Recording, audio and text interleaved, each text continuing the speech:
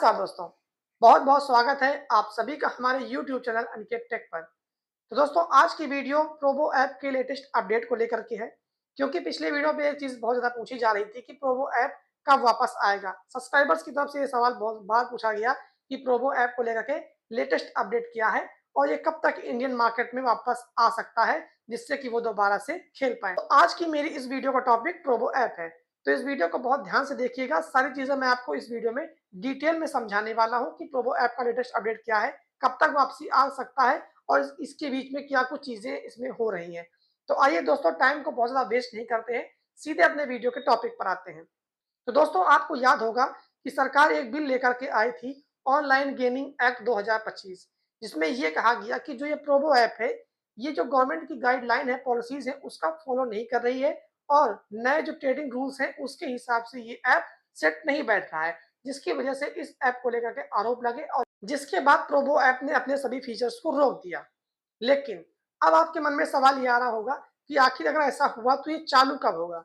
तो आपकी जानकारी के लिए मैं बता देना चाहता हूँ दोस्तों कि प्रोवो ऐप अब वापसी करने की तैयारी कर रहा है। वो भी कुछ इस प्रकार से, क्योंकि प्रोवो ऐप अपने आप को रीडेवलपमेंट की तरफ लेकर के जा रहा है। वो अपने ऐप को फिर से डिज़ाइन कर रहा है और डिज़ाइन कुछ इस तरीके से किया जा रहा है कि जो सरकार की नई पॉलिसी गाइडलाइन आई है, नए ट्रेडिंग रूल हैं, उसके हिसाब से ऐप को दोबारा रीडेवलपमेंट किया जा रहा है। क्योंकि किसी भी कंपनी, किसी भी ऐप के लिए सबसे ज़्यादा ज़रूरी चीज़ वो होती है कि वो सरकार के द्वारा बनाई गई गाइडलाइन का पालन करती है या नहीं। क्योंकि अगर कोई कंपनी या कोई ऐप सरकार की पॉलिसीज़ का उल्लंघन करती है, तो ऐसे में वो बहुत दिन तक मार्केट में सर्वाइव नहीं कर सकते हैं। जिस दिन गवर्नमेंट की नज़र पड़ेगी, उन पर बैन लग जाएगा या तो उनको बंद कर दिया जाएगा। तो दोस्तों इसी चीज़ की वजह से प्रोवो ऐप अभी फ़िलहाल की तारीख में एक्टिव नहीं होने का सबसे बड़ा रीज़न यही है, क्योंकि जो अभी नया रूल्स आया है, उसके हिसाब से ये सेट नहीं बैठ रहा है। उनको अपडेट करने की ज़रूरत पड़ेगी।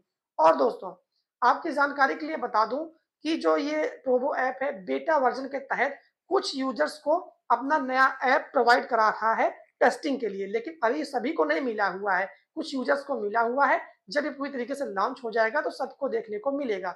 और ये लॉन्च कब तक हो सकता है, इसकी कोई अभी एक फ़िक्स तारीख नहीं है दोस्तों। प्रोवो ऐप का साफ कहना है कि वो केवाईसी वेरिफ़िकेशन को लेकर के और सेफ्टी और लीगलिटी को लेकर के और ट्रांसपेरेंसी को लेकर के बहुत ज़्यादा सीरियस है। आप जानते हैं ये सारी चीज़ें हैं क्या? क्योंकि दोस्तों अब प्रोवो ऐप अपने केवाईसी प्रोसेस को थोड़ा-सा हार्ड करेगा, जिसकी वजह से ट्रांसपेरेंसी मेंटेन होगी। और दोस्तों, जो लीगलिटी की बात की जा रही है, वो लीगलिटी इस तरह से है कि भविष्य में कोई ऐसी दिक्कत ना पैदा हो इस ऐप को लेकर के, इस हिसाब से लीगलिटी जो लीगल एक्शन है, उसके हिसाब से इसको तैयार किया जा रहा है नए ऐप को कि कहीं से इसमें और कानूनी प्रक्रिया के दायरे में ये ऐप दोबारा से ना आ पाए।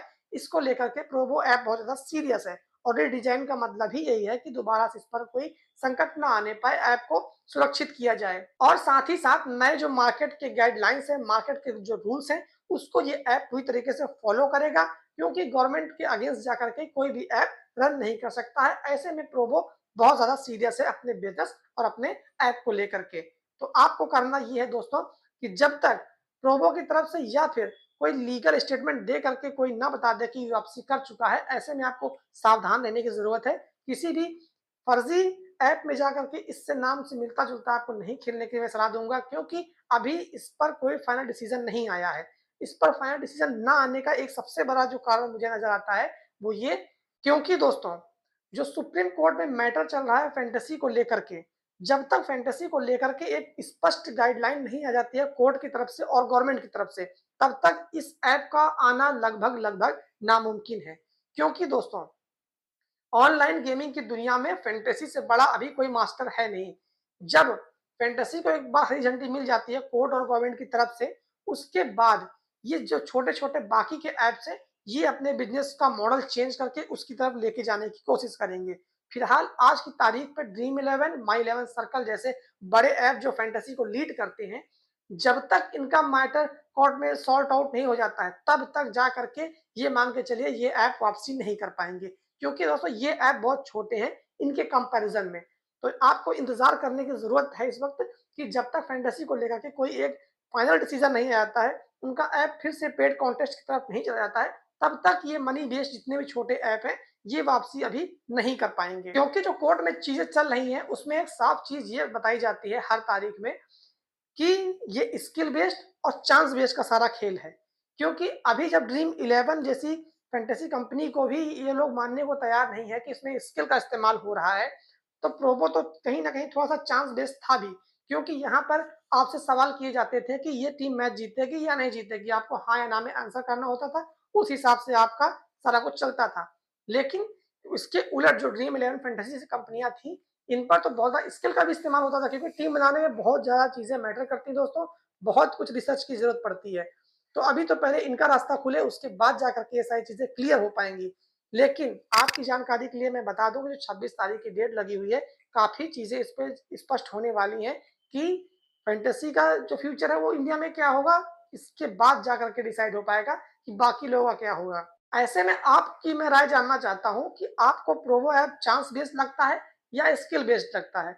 साथ ही साथ फैंटेसी को लेकर के आपके क्या सवाल है? आप कमेंट करके ज़रूर बताइएगा कि क्या ये स्किल बेस्ड है या चांस बेस्ड है? क्योंकि जो सुनवाई होती है, जो नया नियम आया है गवर्नमेंट का, उसके हिसाब से जो ऐप बिना स्किल के हैं, जिसका मतलब होता है चांस, क्योंकि चांस की श्रेणी में अगर आते हैं तो उन्हें जुआ माना जाएगा और उनको भारत में चलने की अनुमति नहीं दी जाएगी, ऐसा इस बिल में कहा गया है। लेकिन जब ये गवर्नमेंट बिल लेकर के आई थी तो सुप्रीम कोर्ट में इसको चुनौती दी गई है, जिसको लेकर के 2-3 तारीखें सुनवाई में जा चुकी हैं। फिलहाल अभी ये मैटर सुप्रीम कोर्ट में पेंडिंग है। जब इस पे कोई डिसीजन आएगा तब बाकी सारे ऐप्स के बारे में सोचा जाएगा। ऐसे में अगर आप अलग-अलग प्लेटफ़ॉर्म पे खेल रहे हैं, किसी भी ऑनलाइन तरीके से जिसमें डायरेक्ट मनी इन्वॉल्व है, तो फिलहाल मैं आपको सलाह दूँगा कि ऐसा मत करिए, क्योंकि ऐसे में आप लीगल एक्शन के दायरे में आ सकते हैं। क्योंकि जब तक कोई डिसीजन नहीं आता है, चीज़ें इल्लीगल ही रहेंगी।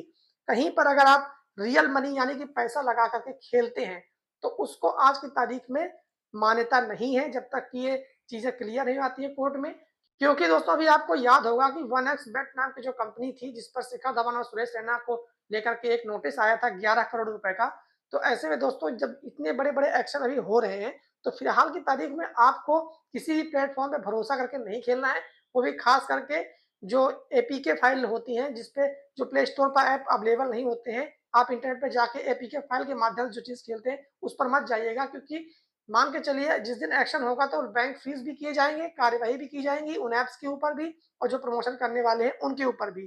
तो ऐसे में जब तक डिसीज़न नहीं आता है, कोई स्किल बेस्ड और चांस बेस्ड वाला जो मैटर चल रहा है सुप्रीम कोर्ट में, तब तक आपको बहुत सतर्क रहने की ज़रूरत है।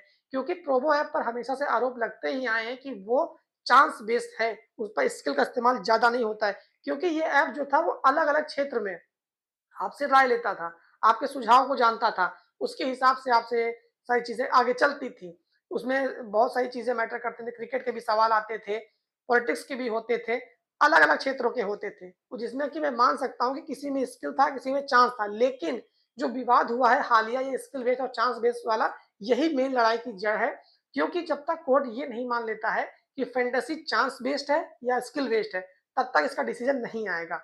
और आपके हिसाब से क्या लगता है कि फैंटेसी ये चांस बेस्ड है या स्किल बेस्ड है? कमेंट करके आप ज़रूर बताइएगा, क्योंकि इसी को लेकर के ये विवाद चल रहा है। जब तक ये सॉर्ट आउट नहीं होगा, तब तक प्रोबो ऐप की वापसी भारत में नहीं हो पाएगी।